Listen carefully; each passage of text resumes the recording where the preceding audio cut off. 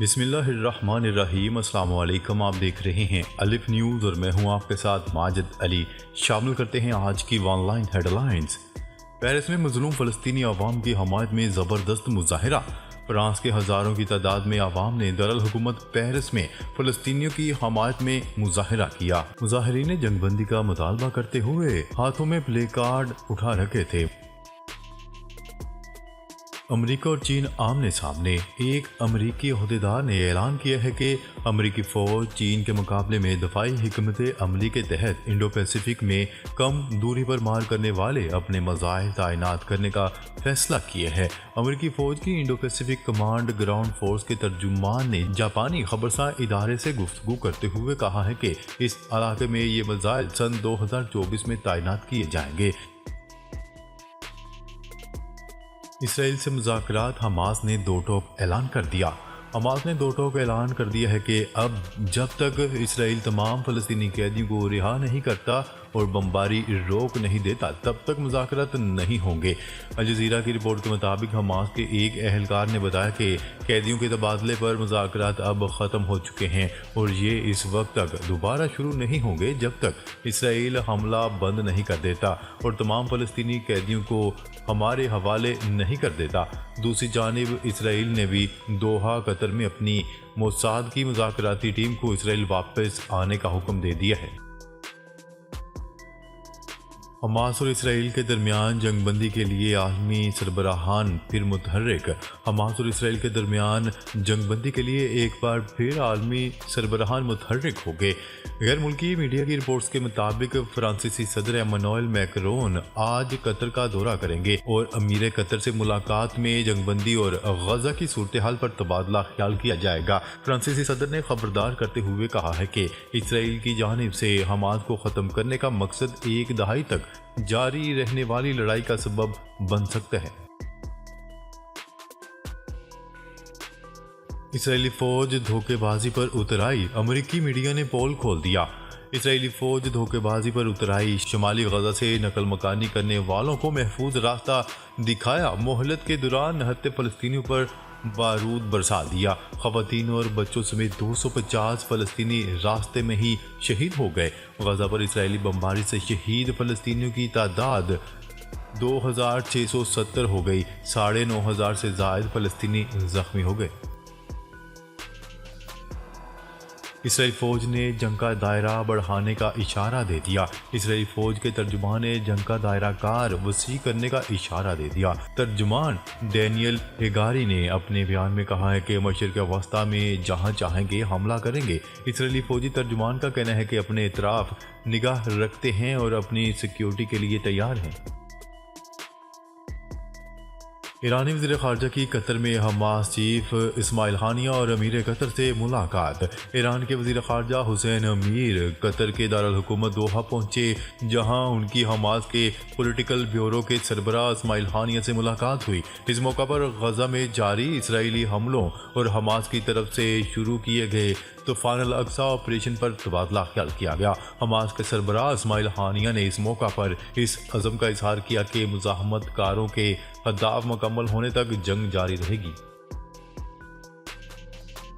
Hamas اسرائیل جنگ۔ چینی سفیر اگلے ہفتے مشرق وسطیٰ کا اہم دورہ کریں گے۔ چین کے سفیر نے اگلے ہفتے مشرق وسطیٰ کی موجودہ صورتحال کے پیش نظر خطے کا دورہ کرنے کا اعلان کر دیا۔ اس حوالے سے چینی نمائندے نے میڈیا کو بتایا کہ جنگ بندی، شہریوں کے تحفظ، کشیدگی میں کمی پر مذاکرات ہوں گے اور تمام فریقین کے ساتھ ہم آہنگی کو مزید مضبوط کیا جائے گا۔ غزہ کے ہسپتالوں کی صورتحال ناقابل تصور ہے۔ عالمی ادارہ صحت نے خبردار کر دیا۔ عالمی ادارہ صحت کے سربراہ ٹیڈروس کا کہنا ہے کہ اسرائیلی بمباری کے باعث غزہ کے ہسپتالوں کی صورتحال ناقابل تصور ہے۔ سربراہ WHO نے صہیونی بمباری سے تباہ حال غزہ کے ایک ہسپتال کا دورہ کیا، جس کے بعد اظہار خیال کرتے ہوئے انہوں نے کہا ہے کہ جنوبی غزہ کے ہسپتال کے حالات ناقص سے بھی بدترین ہیں اور ہسپتال میں گنجائش سے 3 گنا زیادہ مریض موجود ہیں۔ ٹیڈروس نے کہا کہ ہسپتال میں مریضوں کا علاج زمین پر کیا جا رہا ہے، مریض درد سے چیخ رہے ہیں اور صورتحال پر تشویش کا اظہار کرنے کے لیے الفاظ تک نہیں مل رہے۔ اسرائیلی جارحیت سے غزہ کے 100 سے زائد تاریخی ثقافتی مراکز تباہ۔ غزہ میں اسرائیل کی وحشیانہ کارروائیاں جاری ہیں اور ان کا دائرہ محفوظ قرار دیے جانے والے جنوبی حصوں میں بھی پھیلا دیا گیا ہے۔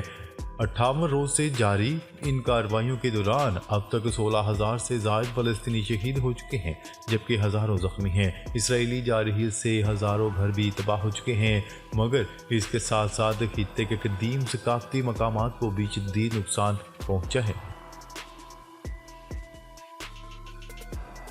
حزب اللہ نے حملے بند نہ کیے تو غزہ کی طرح لبنان کو بھی تباہ کر دیں گے۔ اسرائیلی وزیر اعظم کی بڑی دھمکی۔ اسرائیلی وزیر اعظم نیتن یاہو نے دھمکی دیتے ہوئے کہا ہے کہ اگر حزب اللہ نے ہماری فوج اور سرزمین پر حملے جاری رکھے تو غزہ کی طرح اب لبنان کو بھی تباہ کر دیں گے۔ ٹائمز آف اسرائیل کو دیے گئے ایک انٹرویو میں وزیر اعظم نیتن یاہو نے غزہ میں جنگ اور لبنان میں حزب اللہ کے ساتھ جھڑپوں پر کھل کر بات کرتے ہوئے اپنے عزائم اور پالیسیاں بیان کر دیں۔ غزہ سے بازیاب اسرائیلیوں کی باقی قیدیوں کی جلد رہائی کا مطالبہ۔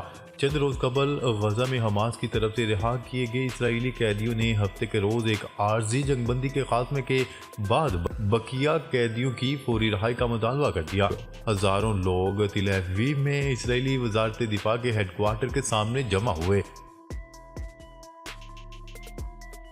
پاکستانی ایئر لائنز پر عائد کردہ پابندی ختم ہونے کے امکانات۔ یورپ اور برطانیہ کے لیے پاکستانی ایئر لائنز پر عائد کردہ پابندی ختم ہونے کے امکانات پیدا ہو گئے۔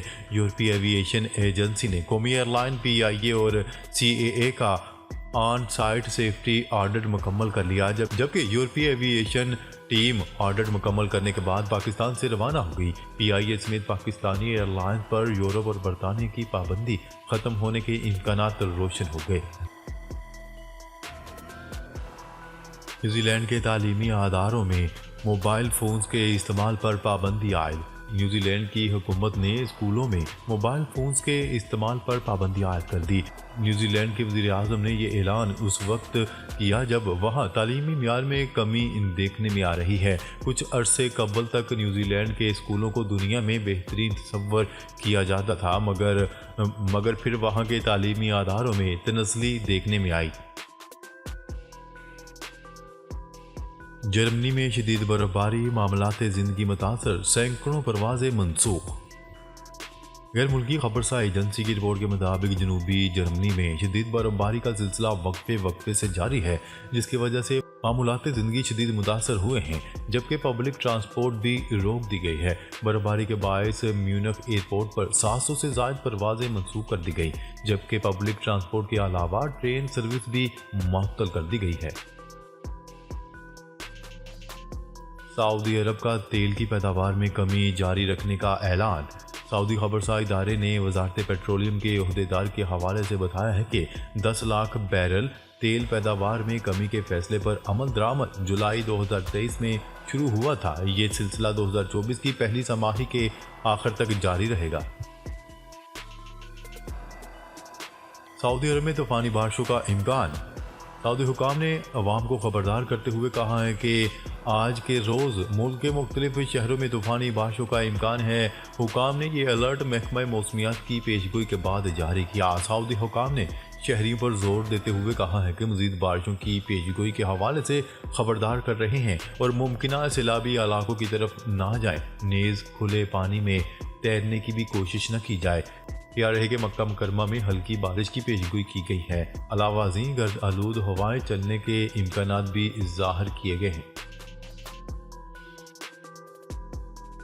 پاکستان بھارت کو ہرا کر یونیسکو کا وائس چیئرمین منتخب ہو گیا۔ تفصیلات کے مطابق نومبر 2023 میں اقوام متحدہ کی سرپرستی میں گروپ الیکشن کا انعقاد ہوا۔ پاکستان 2023 سے 2027 کے لیے یونیسکو کے ایگزیکٹو بورڈ کے طور پر دوبارہ منتخب ہو گیا ہے۔ 15 نومبر کو ہونے والے الیکشن میں پاکستان نے سب سے زیادہ 154 ووٹ حاصل کیے۔ یونیسکو کے ایگزیکٹو بورڈ کے لیے پاکستان کا دوبارہ انتخاب ملک کے لیے کئی ممکنہ فوائد کا حامل ہے۔ 2 روز میں 400 حملے، 300 فلسطینی شہید، جنگ بندی کی کوششوں میں تعطل۔ قطر سے اسرائیلی مذاکرات کار بھی واپس چلے گئے۔ غزہ میں عارضی جنگ بندی ختم ہونے کے بعد گزشتہ 2 روز میں اسرائیلی فوج نے تقریباً 400 سے زائد حملے کر کے 300 سے زائد فلسطینیوں کو شہید کر دیا۔ جبالیہ کیمپ اور خان یونس میں 2 رہائشی عمارتوں پر اسرائیلی طیاروں کی بمباری سے 250 جبکہ دیگر واقعات میں 50 سے زائد فلسطینی شہید ہو گئے۔ 17 اکتوبر سے اب تک غزہ پر اسرائیلی حملوں میں شہداء کی تعداد 15,207 جبکہ زخمی ہونے والوں کی تعداد 40,650 سے متجاوز کر چکی ہے۔ غزہ میں 7 اکتوبر سے اب تک اسرائیلی بمباری میں 60% مکانات اور رہائشی یونٹ تباہ ہو چکے ہیں۔ ناظرین، اب تک کے لیے اتنا ہی۔ مزید خبریں لے کر بہت جلد آپ کی خدمت میں حاضر ہوں گے۔ تب تک کے لیے اپنا خیال رکھیے گا۔ اللہ نے کے بعد